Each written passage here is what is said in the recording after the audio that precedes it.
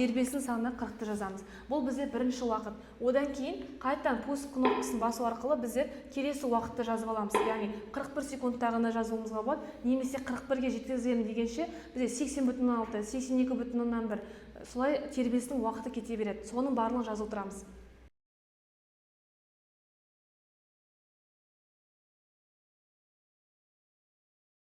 Есептеулер нәтижелерін осы кестеге енгізетін боламыз. Ең бірінші біздер жаңа 40 тербеліс қылып, мен барлық жерге 40 деп жаздым. Яғни менде барлығы 40 тербеліс жасаған болады.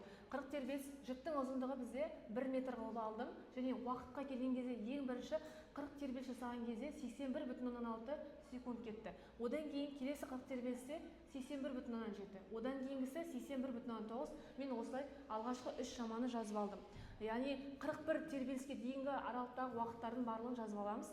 Одан кейін дельта Т орташа, яғни дельта Т деп отқанымыз орташа уақытты білдіреді. Мына 3 шаманы қосып 3-ке бөлген кезде, яғни біз қанша уақыт таптық, сол уақыттың барлығын қосамыз да соның санына бөлеміз. Яғни мен осы жерде 81,6-ны 81,7-ге қостым, оны 81,9-ға қосып, шыққан санды 3-ке бөлдім. Өйткені мен 3 рет жасағандықтан бөлген кезде 81,73 сан шықты, мәні. Бұл бізде орташа уақытты білдіреді. Одан кейін бізде келесі кестеде үлкен Т орташа тең болады дельта Т орташа бөлінген N. Мен жерге формуласын жазып кеттім. Яғни үлкен Т деп отқанымыз ең басында айтқандай бұл бізде периодты білдіреді. Яғни период отқанымыз бір айналымға кеткен уақыттың санын білдіреді. Яғни біздер уақытты N-ға бөлеміз. Мына жерде сіздер әрбір уақытты жеке-жеке санға бөліп шығуларыңызға болады. Бірақ тиімді болу үшін мен орташа уақытын алып тұрмын. Яғни орташа уақытты тербелістің санына бөлемін. Яғни біздер тербелістің саны 40-қа тең.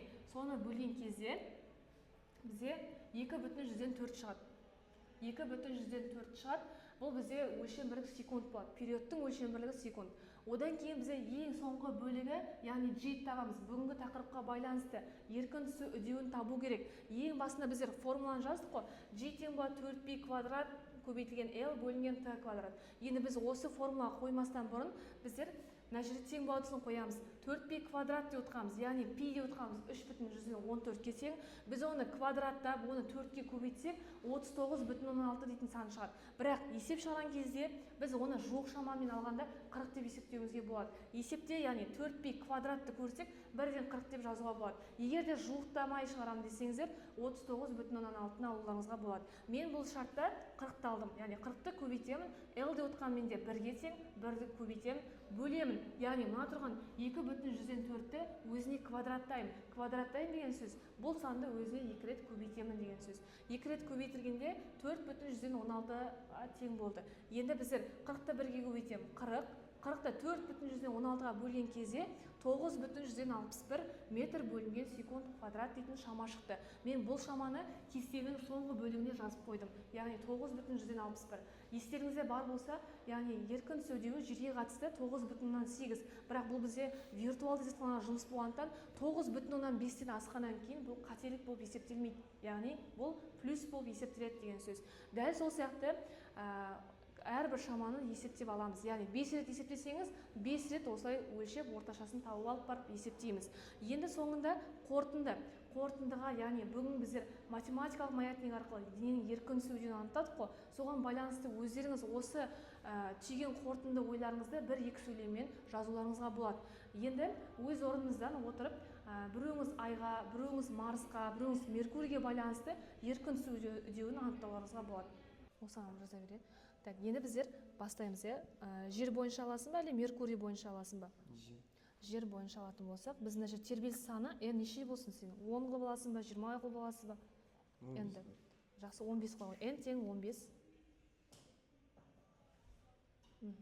Яғни тербелісіміз 15. Мына жерде біздер енді пустты басамыз. Уақыт кетті, мына жерде 15 тербеліс болғаннан кейін тоқтатамыз.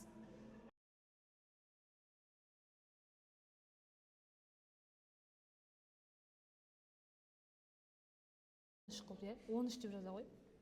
13.